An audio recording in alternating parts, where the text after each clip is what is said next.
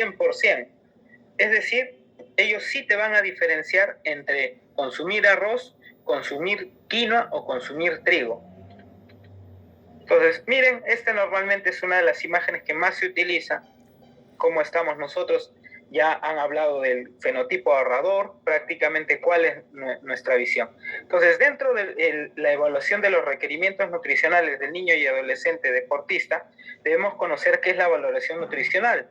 Efectivamente, lo hacen unos profesionales de salud en los cuales nos podemos apoyar, en este caso los nutricionistas, que hacen entrevista a estos jóvenes adolescentes, hacen el famoso peso y talla, ¿no? Y siguen toda una normativa internacional, incluso también, si es necesario, pueden recurrir a análisis bioquímicos y con esto poder referirlos ya sea a un endocrinólogo, a un cardiólogo o propiamente a un pediatra. Entonces, dentro de las evaluaciones, nosotros tenemos una evaluación nutricional objetiva, ¿sí? Entonces, ¿en qué consiste esa evaluación nutricional objetiva? Precisamente va en la búsqueda de los indicadores medibles como el peso, la talla, la glucosa, el colesterol, la hemoglobina. Y luego tenemos una evaluación nutricional subjetiva. Esa es la gran clasificación que se maneja en nutrición. Entonces, dentro de esta valoración global subjetiva, tenemos a la valoración energética. Primero, algo que nos debemos hacer, la pregunta es ¿cuántas calorías debemos consumir? Entonces, de acuerdo a la última publicación, nosotros nos vamos a guiar de la OMS. Entonces, para la valoración nutricional, tenemos la valoración nutricional antropométrica, hacemos el peso y la talla, y ahora que estamos en adolescentes, en niños, efectivamente, para ver el pool de crecimiento, ¿no? Y de ser necesario, ya con el endocrinólogo pediatra, ver si es que existe la posibilidad, ¿no?, de apoyar ese crecimiento o ver problemas en el crecimiento. A nivel bioquímico, hoy en día ya se habla cada vez del síndrome metabólico en los niños y muchos de estos se les prescribe nivel de actividad física, más de 30 minutos, ¿sí? 30 minutos es insuficiente, hay varios reportes internacionales de los signos clínicos y dietéticos. Lo más común, lo que sí no se nos puede escapar de consulta es justamente la acanthosis nigricans. Entonces, y la valoración dietética, ¿no? Entonces, nosotros lo conocemos como el ABCD, ¿no? Y el E, ¿cuál sería? El E sería precisamente la valoración energética. Entonces, en la valoración antropométrica, nosotros nos guiamos mucho de los patrones de crecimiento publicados también en el año 2007, los cuales utilizan una medida no de ubicación, no de percentiles. Nos costó bastante pasar de percentiles a desviaciones estándar, ¿no? Entonces, utilizamos hoy en día, ya la norma general nos dice utilizar desviaciones estándar, porque ellos plantean, bajo una curva de Gauss, una curva de campana, el concepto de normalidad. Entonces, el concepto de normalidad es aquel que se ubica entre -2 a +2 desviaciones estándar. Y todo aquel que se ubique por encima o por debajo de esto ya no tiene una connotación normal.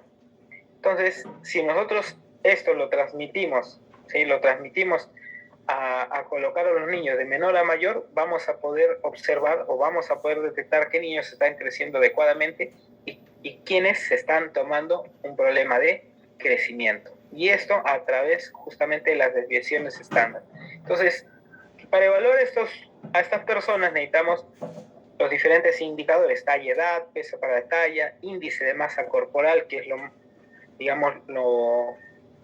más reciente y poco utilizado, ¿sí? Índice de acuerdo a la edad, el IMC, y el peso para la edad.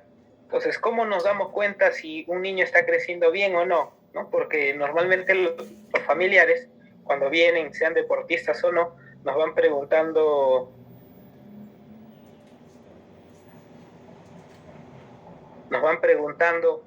si el niño crece adecuadamente o si se está quedando pequeñito, porque lo compara con sus amigos de la academia, lo compara con sus mismos compañeros del colegio o lo compara con los mismos familiares. Entonces, prácticamente nace de una comparación. Esos son los puntos de corte. Fíjense que los puntos de corte, de acuerdo a la Organización Mundial de la Salud, se ubican para el tema del sobrepeso y la obesidad por encima de 2 desviaciones estándar. Menor de 2 desviaciones estándar para la longitud o talla, para la edad, se denomina desnutrición crónica. Si nosotros utilizamos el peso para longitud, se denomina desnutrición aguda. Y si utilizamos el IMC para la edad, menor a 2 desviaciones estándar, se le conoce como delgadez, ¿no? Entonces, hay los diagnósticos de desnutrición crónica, desnutrición aguda y sobrepeso, obesidad, de acuerdo a cada indicador antropométrico. Esto se utiliza principalmente en niños menores de 5 años. Pero ¿qué pasa si son adolescentes? Ahí los puntos de corte cambian, ¿no? Y el principal cambio es que nosotros vamos a evaluar el sobrepeso cuando estemos por encima de más una desviación estándar. Y es que no es lo mismo calcular los requerimientos de un niño de 7 años con sobrepeso que calcular los requerimientos de energía de un niño así es deportista con desnutrición crónica. Y la desnutrición crónica ya han estado en consulta que pueden coexistir con un tema de sobrepeso o incluso con una variable o un estado nutricional de obesidad. Entonces, no es que sean excluyentes, sino incluso pueden tener este problema, esta malnutrición por defecto y por exceso. Toda esta industria, todos estos alimentos ultraprocesados repercuten bastante en la desnutrición crónica y en la obesidad. Entonces, a grandes rasgos, lo que le quiero demostrar es que para hacer esa evaluación nutricional, no solamente es el hecho de tomar el peso y la talla, ¿no? Y ver el tema de la edad, sino también hay un trabajo en gabinete, que justamente nos permite a nosotros poder discernir cuáles son los problemas nutricionales que puede tener el niño, ¿sí? Y se utilizan muchas veces conceptos estadísticos, utilizando una normal más menos una desviación estándar, y algo que llama la atención es que el diagnóstico sobre el peso ya no va por encima de más 2 desviaciones estándar como se hacía en niños menores de 5 años, sino a partir de los 5 años hasta los 19 años se diagnosticará sobrepeso por encima de más una desviación estándar y obesidad por encima de más 2 desviaciones estándar. Entonces, es un indicador que cada vez se está empleando más y nosotros tenemos lo más usual es utilizar las curvas de crecimiento de la misma OMS. Es muy sencillo, ubicamos la abscisa con la ordenada, edad para el IMC, por ejemplo, IMC para la edad, y de acuerdo a donde caiga es donde nosotros vamos a poder ubicar las desviaciones estándar, ¿sí? También tenemos peso para la edad, y tenemos que va hasta los 10 años. De a partir de los 10 años ya este indicador, solamente hasta los 10 años, tanto en varones como mujeres, y a partir de los 10 años este indicador se deja de emplear. ¿Sí? Y tenemos talla para la edad, que esto sí nos va a decir cuando un niño se está quedando pequeño, cuando tiene desnutrición crónica, y nos va a permitir, sobre todo, a estas edades, si nosotros hacemos un correcto seguimiento, nos va a permitir ver qué niño se está quedando, qué niño se está alejando más del crecimiento normal, ¿no? El crecimiento promedio de esta muestra que se hizo para la construcción de los patrones.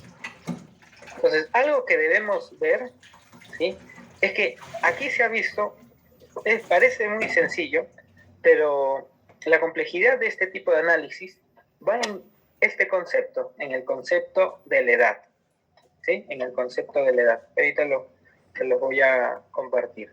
Entonces tenemos tanto IMC para niñas, ¿no?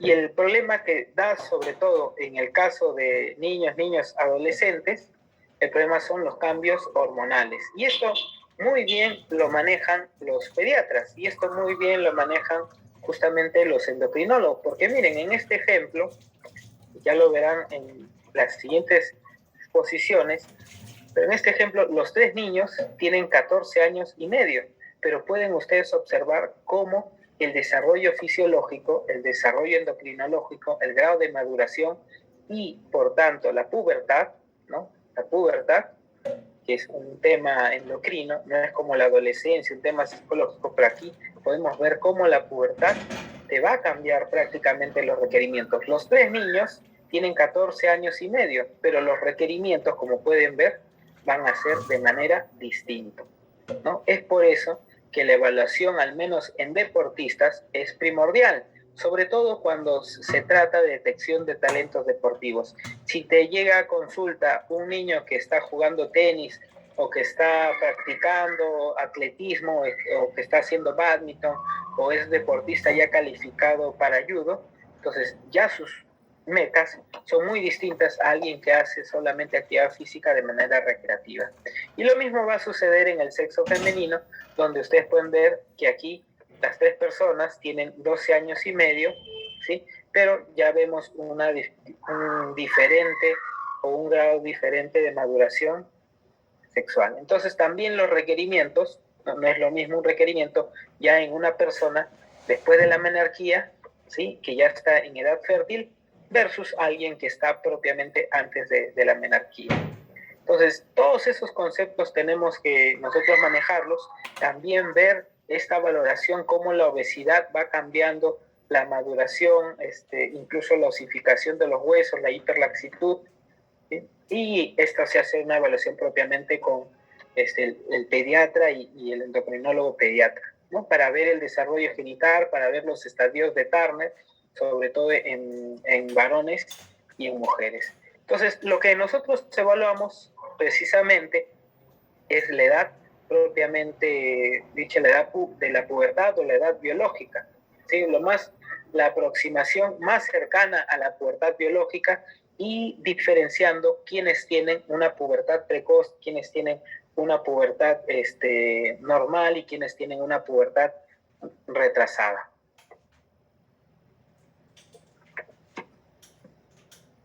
Lo otro que también se puede hacer y que es más efectivo que utilizar las tablas, ¿no? Es utilizar el software.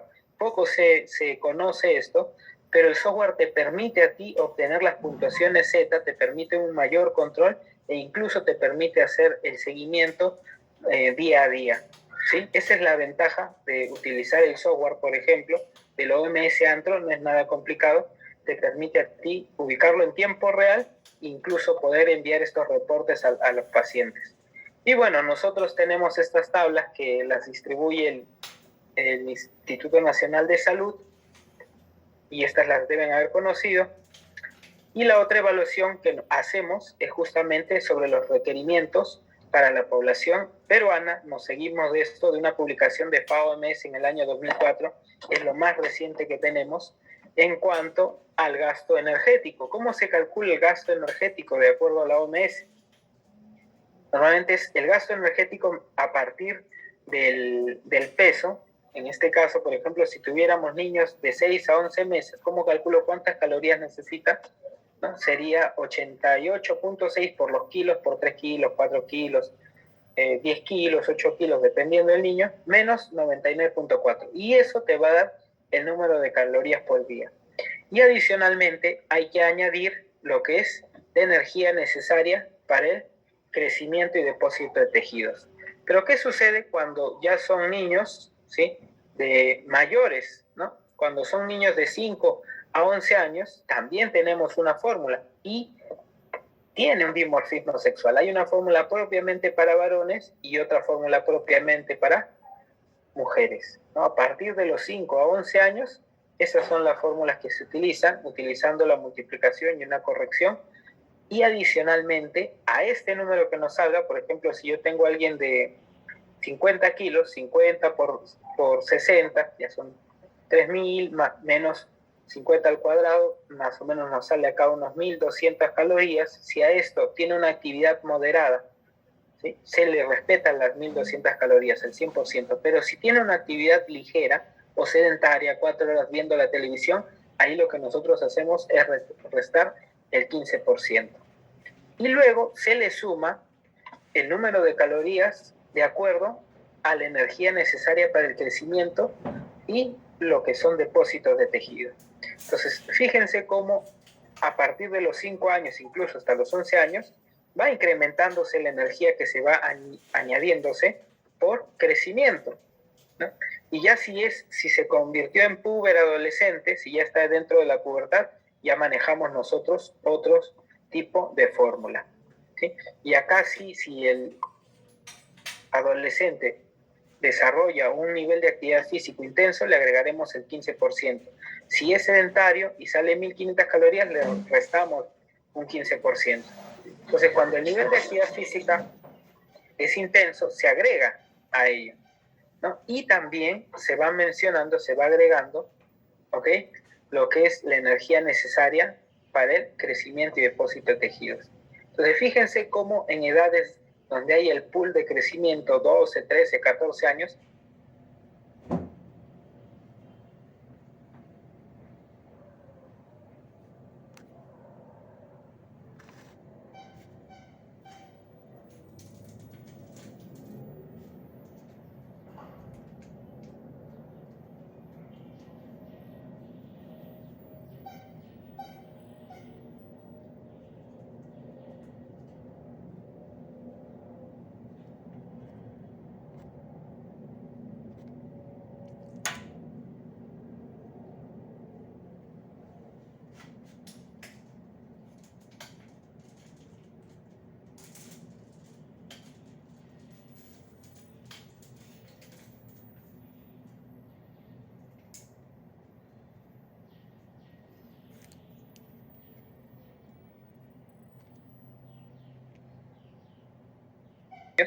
hay un mayor requerimiento de calorías por temas de crecimiento, ¿no? Y luego a los 17, 18 años, donde ya tanto en varones como en mujeres, miren aquí a los 17 años ya prácticamente no se le agrega nada por factor de crecimiento.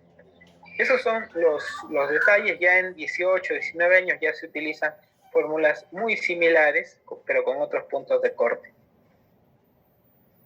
Con respecto a los requerimientos de vitaminas y minerales, ¿sí?, tenemos la última publicación también de la FAO del año 2004, en donde llama la atención, ya esto muchos de nosotros lo manejamos por el tema de la misma práctica diaria, llama la atención que la biodisponibilidad del zinc la han dividido en 3 categorías, ¿no? El requerimiento de zinc de baja biodisponibilidad, moderada biodisponibilidad y alta biodisponibilidad.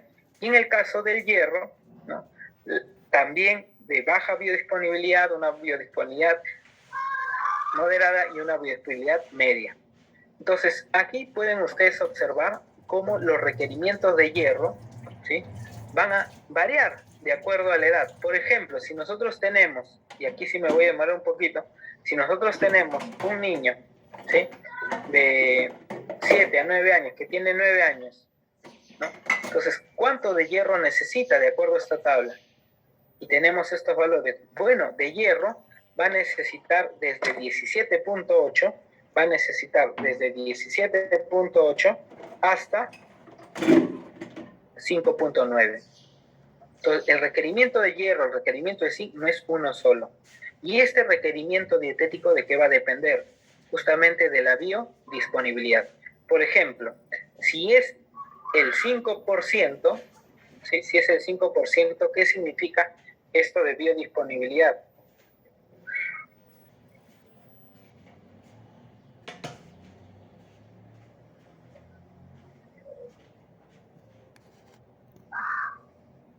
Efectivamente, lo que tendríamos que hacer es que de este 17% solo se va a absorber el 5%. Entonces, 17.8% por 5 entre 100, ¿cuánto sería? 0.89. 0.89.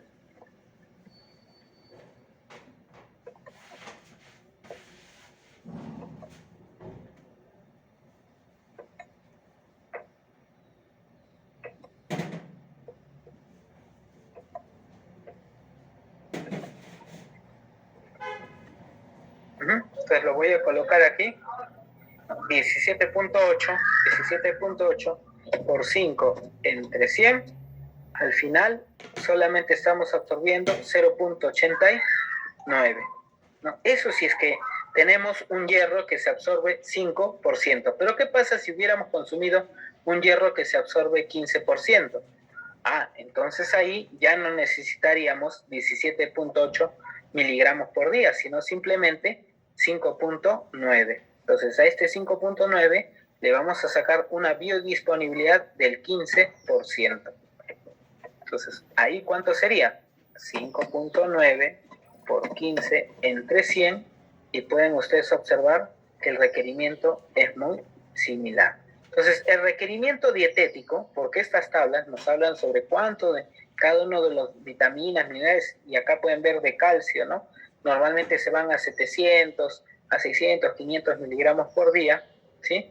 Entonces, aquí ustedes van a poder observar también cómo el hierro, una cosa es el requerimiento dietético a través de la ingestión, que puede ser 17.8 miligramos de hierro, o pueden ser 5.9 miligramos de hierro, y esto, cualquiera de ambos, así se absorbe este 17.8 al 5%, o este 5.9 miligramos al 15%, en realidad el requerimiento fisiológico es de 0.89. Entonces, estas tablas han sido creadas específicamente para nosotros dar el aporte de nutrientes que cubran al 97.5% de la población, ¿no? Y ya asegura un requerimiento fisiológico. Entonces, acuérdense de esto porque hay hierros que se absorben 5%, como muchas sales ferrosas, y hay hierros que se absorben 15% si le agregamos vitamina C, pero hay otros hierros que se absorben 20, 40% o incluso un hierro que se absorbe en un 50%.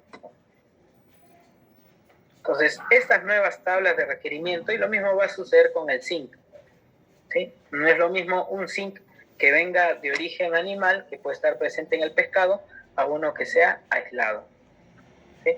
Entonces, también tenemos en cuestión de las vitaminas especialmente en edad reproductiva, en señoritas, hay que cuidar lo que es el folato y la cianocobalamina, que conjuntamente ambos nos van a dar lo que es nos van a cuidar el metabolismo del hierro. Entonces, hay recomendaciones de las ingestas, no solamente de la OMS, sino también de la Academia Nacional de Medicina de los Estados Unidos. Estas son las tablas más conocidas, ¿no? Para ver los nutrientes. Incluso ellos nos comentan sobre los niveles máximos permitidos, ¿okay? Entonces también, de acuerdo a las edades, nos dicen cuánto de fibra, cuánto de carbohidrato, cuánto de agua debería consumir un niño en esas edades. Lo último que tenemos son las guías AMDR, también de las DRI, que nos menciona, por ejemplo, cuánto debería ser el rango de carbohidratos, grasas y proteínas en el caso de niños y adolescentes. Incluso nos mencionan cuánto debería ser lo que es el aporte de omega 3 y omega 6, ¿no? Hoy en día que mucho se conoce sobre el DHA.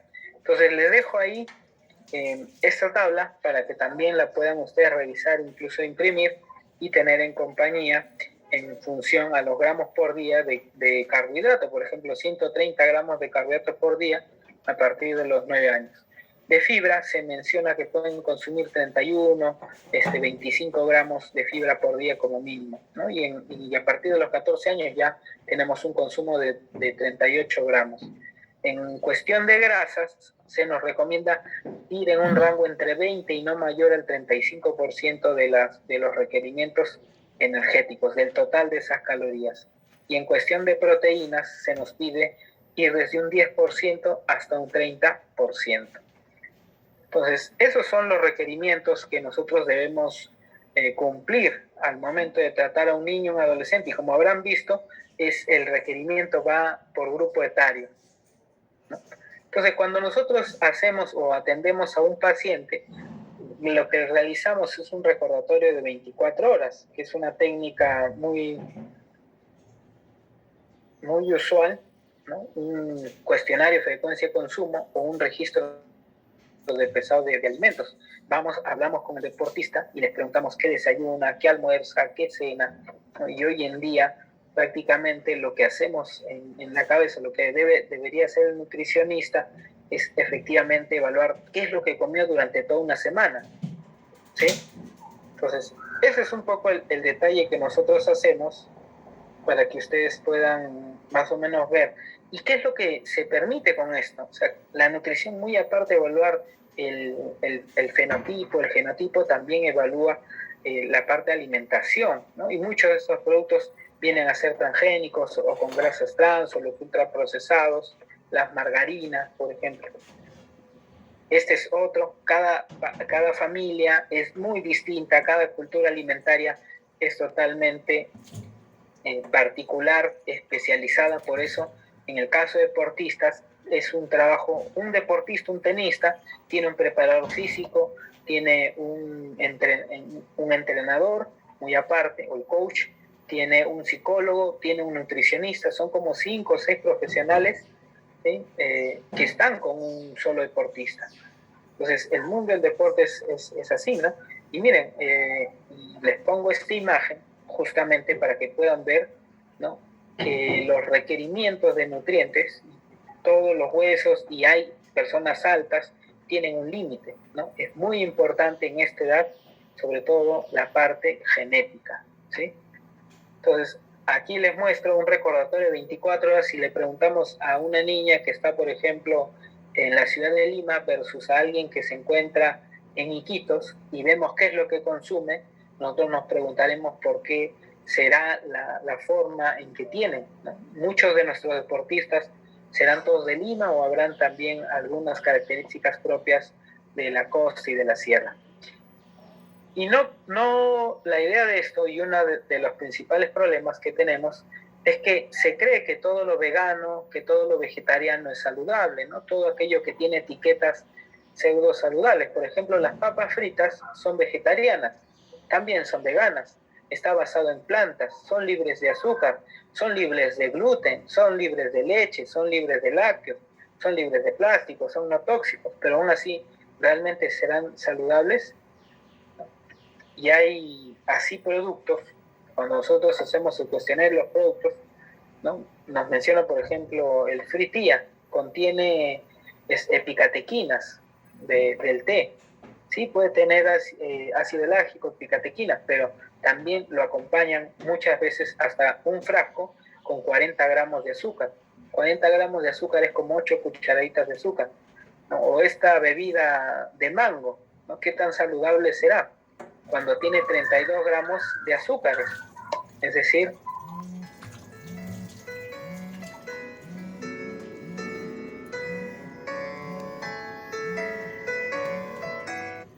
seis cucharaditas de azúcar, ¿no? Quizás lo más recomendable, lo más habitual, sea desarrollar hacer un propio jugo de mango. O este producto que dice que es Actiavena, cuando vemos cuánto de fibra aporta, ¿no?, porque la avena aporta buena cantidad de fibra, nos damos cuenta que aporta 0,1 gramo, o sea, 1 gramo, divídanlo entre 10 y una partecita de esto.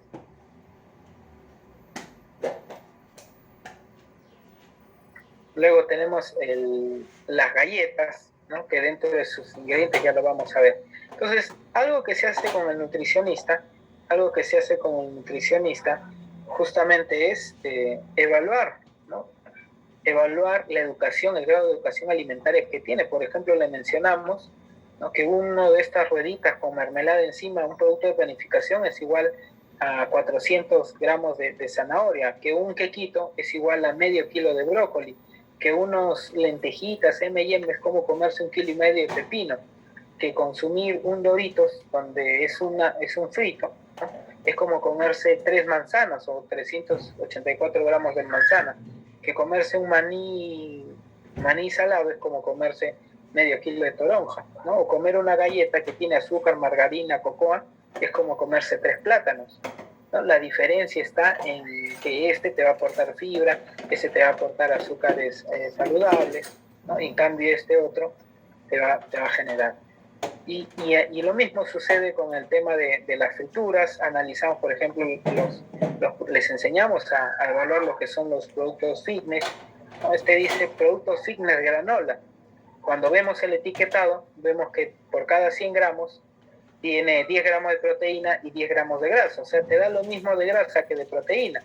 Y cuando vemos en fibra, ¿no?, esta granela fitness, granela de avena integral con trigo y arándanos y calabaza, cuando vemos los azúcares, por cada 100 gramos vemos que tiene 19.5 gramos de azúcares, y de fibra dietaria tiene 6.7. O sea, tiene más azúcares que misma fibra, ¿no? Y ese es el detalle con muchos de estos productos. Si vemos los ingredientes, mezcla de cereales, tiene jarabe de azúcar invertido, tiene melaza, tiene azúcar. Entonces, si es todo integral, qué necesidad de salpicarle jarabe de azúcar invertido, ¿no? Y el otro detalle que tenemos es con las papas fritas. Entonces, las papas fritas, papitas Ley, por ejemplo, de 33 gramos, 11 gramos es de grasa y ellos lo declaran en el etiquetado. Entonces, no es aceite de oliva súper extra virgen, sino que es un aceite requemado.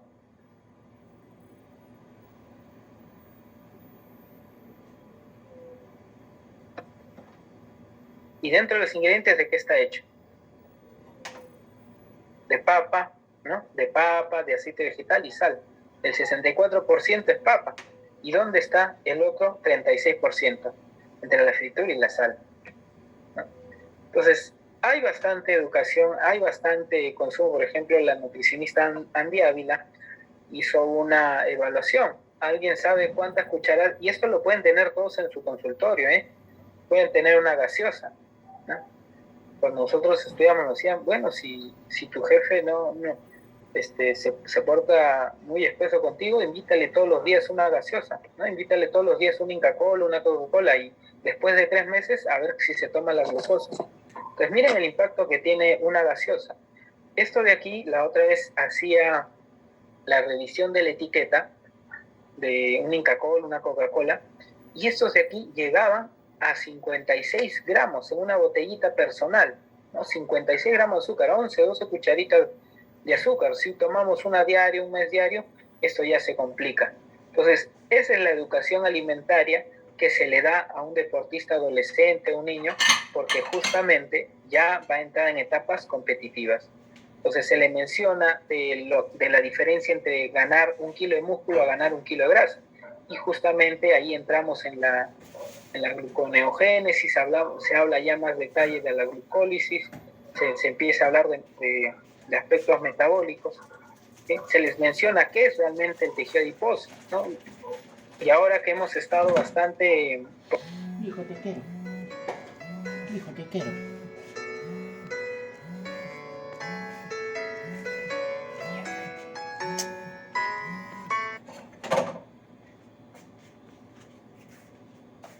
Por temas COVID habrán visto mucho estas imágenes de las interleuquinas, de los factores de necrosis tumoral, de la hipoxia, ¿no? Del factor de riesgo que ha habido.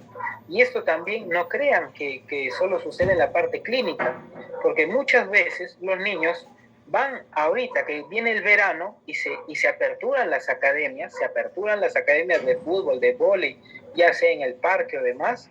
Muchos de esos niños que van a ir ahí van a ir con ligero, ¿sí?, sobrepeso, con ligera obesidad. Entonces nos estamos enfrentando, al menos desde el punto de actividad física, a todo este problema, ¿no? Y ahí ya se menciona, ya hay diversos estudios que mencionan que el sistema inmunológico de las personas que presentan obesidad, sean niños o adolescentes, también está disminuido, al igual que el estado de salud, ¿no? Y hay que ver desde el punto de vista de alimentación. Nosotros tratamos de cubrir todos esos requerimientos, todas esas tablas que les he mostrado, gramos de proteína, gramos de hierro, gramos de calcio, todo lo hacemos con alimentos. Entonces hay alimentos antiinflamatorios, ¿sí?, pero también hay alimentos que tienen un índice de inflamación. Esto se puede medir tranquilamente con grado de estrés, ¿no? Las gaseosas, las papitas y demás, ya se conocen en detalle esto. Entonces, miren, en tema de adolescentes, nuestra realidad, 17% de obesidad, 35% de sobrepeso, más del 50% está en este rango, ¿no? Y en caso de adultos llegamos al 70% en temas de obesidad. Dentro de las ayudas ergogénicas que utilizamos en niños deportistas, utilizamos lo que es las recomendaciones del Instituto Australiano del Deporte. A través de su programa de suplementación deportiva nos guiamos de manejar niños que hacen deporte o adolescentes que hacen deporte. No es tan sencillo, porque tenemos que ver incluso sustancias dopantes, ¿no? Y antes, para que les mencione, la cafeína era considerada hasta doping, ¿sí? La cafeína está presente en el té, en el café, en el mate, ¿no? Y se utiliza bastante porque justamente inhibe un neurotransmisor que es la adenosina, lo cual nos da mayor cantidad de estado de alerta. Entonces favorece bastante, es una muy buena ayuda ergogénica, una de las más difundidas. Y la pregunta es, ¿y si le podemos dar a un niño, ¿no? A un niño quizás no, a un adolescente tampoco, pero ya a partir de los 15 años, 16 años, que ya no es una etapa de formación, sino ya empieza una etapa competitiva, sub-17, sub-18, lo podemos utilizar. Entonces la cafeína se ha empleado bastante, miren ahí, hay bastantes artículos en referencia a cómo disminuye lo que es la fatiga en niños, mejora lo que es la percepción subjetiva, no tiene impacto sobre el daño muscular, pero permite un mejor rendimiento físico, la capacidad de sprintar, de correr más rápido, hacer mayores cantidades de saltos verticales, mejor precisión en el pase, y se ha visto también incluso su utilidad tanto en personas adultas como en jugadores juveniles, pero se habla de jugadores juveniles de élite. Entonces, en estos niños y adolescentes, lo que sí podemos utilizar, ¿no? Y la cafeína ahí con mucha observación, por la interacción que puede tener con la leche y con otros alimentos, ¿no? Y solamente, no, la cafeína no se utiliza como algo para alimentar, sino se utiliza como una ayuda ergogénica, ¿sí? Una taza de café antes de jugar algún partido. Entonces también se ha visto la importancia de bebidas deportivas, geles deportivos. Y aquí hay una gran controversia, ¿no? Porque muchas de estas bebidas deportivas, y no lo he colocado aquí, pero también vienen con maltodextrina, vienen con sacarosa. Entonces recuerden que las bebidas deportivas fueron creadas, ¿no? Por ejemplo el Gatorade, y disculpen la expresión, pero en personas que tienen 80, 90 kilos, que tengan 4 horas. Entonces no es necesario un niño de 4, 5, 6 años. El mismo Colegio Americano del Deporte y la Sociedad Americana de Pediatría mencionó que no necesitan ni Gatorade ni Powerade, sino en edades no competitivas basta con el Powerade, ¿sí? Sí pueden utilizar barras, miren, los deportistas también utilizan el hierro porque es uno de los minerales que más se gasta, utilizan multivitamínicos, vitamina D, pero los más adecuados y dentro de alimentos que se puede utilizar, la cafeína a partir del café, y también la remolacha o la famosa beterraga, que se ha visto efectos positivos a nivel del óxido nítrico. Incluso en equipos ya profesionales se utiliza bastante esta remolacha, ¿no? Esta capacidad ergogénica que tiene en mejorar lo que es, de cierta manera, el estímulo a nivel muscular a causa de la depresión del óxido nítrico. Entonces, las remolachas, que nosotros lo conocemos como beterraga, se le puede dar en lo que son entradas, ¿no? Por ejemplo, aquí en una ensalada cocida o también en jugos, con un jugo surtido. Entonces, previo a un entrenamiento, se ha visto que aquellos deportistas que se suplementan con remolacha mejora el rendimiento físico. Entonces, lo otro que nos preguntan... Perdón, ¿sí? Disculpe, ¿nos queda 5 minutos para este tema? Ya, no hay problema. Y lo otro que vemos es el tema de las proteínas, ¿no? Entonces, miren, les estoy tratando de poner las imágenes lo más ilustrativas posibles para que ustedes vean cómo nosotros contabilizamos, por ejemplo, cuántas proteínas. Si alguien me dice, yo consumo un huevo, ¿a cuántos gramos tiene un huevo? Bueno, un huevo tiene 6 gramos de proteína. Yo consumí una presa en el almuerzo y una presa en la tarde. Entonces ya sumo 17 gramos de proteína, 39 gramos más de proteína. Entonces, si consumen, por ejemplo, la carne roja, carne magra o pescado, muchas de estas tienen la misma calidad de proteínas, ¿no? 21, 23 gramos de proteína. Pero la ventaja que te dan los pescados es que te está aportando omegas, ¿no? Esa es la ventaja de los pescados. Entonces, como fuente de zinc y como fuente de proteínas, los pescados y el consumo per cápita de pescado en el país no pasa los 20 kilos por año, ¿sí? Entonces es una buena opción. En deportistas les recomendamos 3 veces a la semana consumir pescados por ser proteínas de fácil digestión, ¿sí? Y en el caso de proteínas de origen vegetal, ahí hacemos caso bastante a la quinoa. Miren, ¿y qué diferencia hay? Y en cuestiones de proteína, entre servirnos una porción de arroz cocido, que te puede aportar 9 gramos de proteína, versus hacerlo con la misma porción, pero de quinoa, 22 gramos de proteína, versus hacerlo con la misma porción en el plato, pero de lentejas, 32 gramos de proteína, ¿no? O de frijoles o de garbanzos. Entonces, fíjense cuántos más gramos de proteína trae la misma ración de lentejas que la misma ración de arroz, ¿no? Prácticamente 3 veces más tiene las menestras, y las menestras son integrales porque todas vienen con cascarita. El frijol, el haba, la arvejita, los garbanzos, todas vienen con cascarita, no se necesita arroz integral, ¿sí? Entonces también en recomendaciones de menestras se recomiendan 3 veces a la semana el consumo de estas menestras. Y en ayudas ergogénicas utilizamos las proteínas, ¿no? Y hay bastante mala información, hay bastante acoso publicitario, hay bastante temas de doping, ¿no? Ya vieron en el caso de Mauricio Fior recientemente, que salió 2 veces de doping, y hay que estudiar. Entonces, dentro de las proteínas hay de todas las clases, ¿no? Estas, por ejemplo, whey protein, nitro whey, amino whey, ACN total, cuando se comparó lo que declaraba en el etiquetado versus lo que reflejaba, ¿no? Lo que declara en el etiquetado, 92, 49, 90 gramos de proteína, 95, disculpen, cuando declaraban el rotulado que tenían 80 gramos de proteína, 85, 64, y cuando los mandaron al laboratorio, se dieron cuenta que de 80 realmente tenían 45 gramos de proteína, que de 80 realmente tenían 52 gramos de proteína, y otra empresa que había declarado 80.5, tenía solamente 29 gramos de proteína. Entonces también hay falta de una regulación en estos productos. Otro caso es el de Winner, ¿no? Entonces, en las marcas Full Whey, Whey Protein y Super Whey o Isopro, el mismo Indecopi justamente los ha multado por un mal etiquetado nutricional. Entonces, y hoy en día salen las proteínas de clara de huevo, salen las proteínas de colágeno, ¿no? Pero dentro de lo que es deporte, la proteína que sí se ha visto que tiene muy buena absorción, muy buena digestibilidad y que favorece la recuperación a nivel muscular es justamente la proteína de suero de leche o el Iso Whey. Y la marca con la cual nos hemos familiarizado bastante allí en el club, es un club de primera donde estamos trabajando, es justamente Sport Nutrition.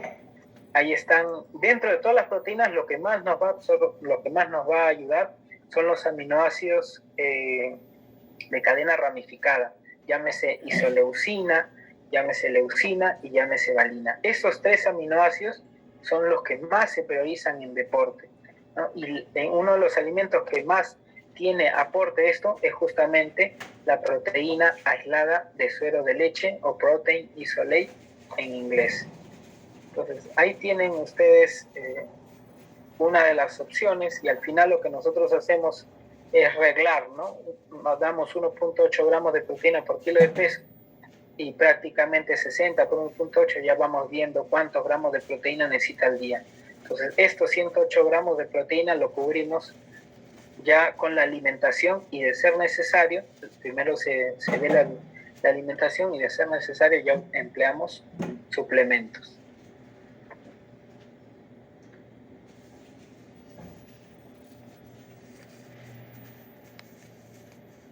No sé si tienen alguna pregunta. Muchas gracias, licenciado, por su disertación. Me han hecho algunas preguntas por interno en relación al hierro, que en algún momento se mencionó. ¿Cómo reconocer cuál es la biodisponibilidad que tiene cada presentación? Justamente en la siguiente presentación les voy a mencionar cómo lo hacemos.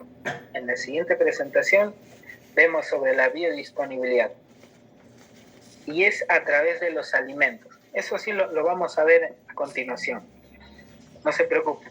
No hay suplementos ahorita en deporte que contengan hierro, ¿no? Pero lo que nosotros hacemos es combinar este tipo de suplementos, ¿sí?, con otra fuente de hierro. Entonces tienes 2 opciones, la vía medicamentosa y la vía alimentaria. Entonces ahí ya vamos a hablar de la absorción del hierro. Consulta, licenciado. ¿Usted recomienda este tipo de suplemento como el que vemos en pantalla en deportistas adolescentes? Sí, este es el famoso suero de leche. Si ustedes se recordarán, yo por ejemplo soy de Ayacucho. Entonces cuando yo era pequeño veía cómo sacaban la verdadera leche, ¿no? La leche disculpen la expresión, la verdadera leche, no, la leche de la vaca. Entonces, ¿qué hacían? Ahí en la sierra, quienes tengan familiares en la sierra, sacaban el queso, el caseinato, ¿no? Colocaban un cuajo, bajaban el pH, precipitaban las proteínas, como muchos de nosotros debemos haber visto en los laboratorios y cuando estudiamos bioquímica, ¿no? Precipitaban las proteínas y ese líquido, ese exudado, es el famoso suero de leche. ¿Y qué hacían en la sierra? ¿No? Normalmente le daban a los perritos. Pero se ha visto que ese suero de leche proveniente del alimento, ¿sí? Ya lo ponen en polvo, así como la leche se vuelve en polvo, también ese exudado, ese suero de leche lo convierten en polvo, tiene mayor cantidad de aminoácidos de cadena ramificada. Entonces, esos aminoácidos de cadena ramificada son los que nos ayudan en mayor, ¿sí? En mayor medida en el desgaste físico, porque reducen los tiempos de agotamiento. ¿Okay? Entonces, estos aminoácidos, leucina, valina, principalmente se encuentran en el suero de leche. No sucede lo mismo con proteínas de colágeno, no sucede lo mismo con proteínas de carne. Entonces, post deporte siempre es, digamos, el gol estándar hasta ahorita es el suero de leche. Si encuentran por ahí en el mercado aislados de isoleucina y otro de leucina y otro de valina, no se ha tenido los mismos efectos que consumir todo el alimento, es decir, todo el suero de leche. Entonces, en este caso sí, pero hay en el mercado, ¿no? Así como nos mencionaba también la doctora, el tema del análisis de pesticidas y demás, también se analiza en el mercado y prácticamente hay marcas y marcas, ¿no? Entonces, por más que Indecopi las multe, también han habido casos en donde los mismos suplementos han sido adulterados. No existe otra explicación, ¿no? Muchas empresas, por no mencionar nombres, reducen proteína por temas de costos e incrementan maltodextrina o incrementan carbohidratos. Entonces, una cosa es una proteína, especialmente para deportistas, y otro muy diferente son los famosos ganadores, ¿no? Los ganadores tienen la mitad de esa proteína y la otra mitad con maltodextrina, con un carbohidrato simple. ¿No? Tienen la mitad de esta proteína y la otra mitad con chuño. Esos son los famosos ganadores de masa. Pero si hablamos proteína como tal para deportistas, niños deportistas, el suero de leche es una muy buena opción. Sí se puede dar con niños. Gracias, licenciado. Una última pregunta que presentan en el chat en relación al zinc. ¿Por cuánto tiempo debe usarse la ingesta como suplemento? En realidad, nuestra posición como nutricionistas es, a través de una buena alimentación, no necesitas ni las gomitas, ¿no? Salvo que sean casos especiales que haya malnutriciones, ¿ok? Pero normalmente nosotros lo hacemos a través del pescado, a través de una educación alimentaria, ¿no? Se trata de demostrar, por ejemplo, acá en estos deportistas, la mayoría son adolescentes, son púberes. Tenemos una de las academias más amplias en temas de deporte. Entonces, lo que se hace con los jóvenes justamente es brindarles educación. Entonces, en lo personal, yo sí no utilizo el zinc como suplemento. Sí lo hemos empleado en otro producto alimenticio, que ahí les voy a mostrar en la siguiente exposición, pero en cantidades no digamos medicamentosas, sino en cantidades dentro de lo que es fortificación de alimentos. Entonces, entre una gomita, ven cuántos gramos de zinc aporta y lo comparan con 100 gramos de pescado, ahí ustedes van a ver el efecto que tienen las proteínas, el efecto que tienen los aminoácidos justamente sobre la absorción de nutrientes. Bien. Muchas gracias, licenciado. Pasemos entonces al último tema de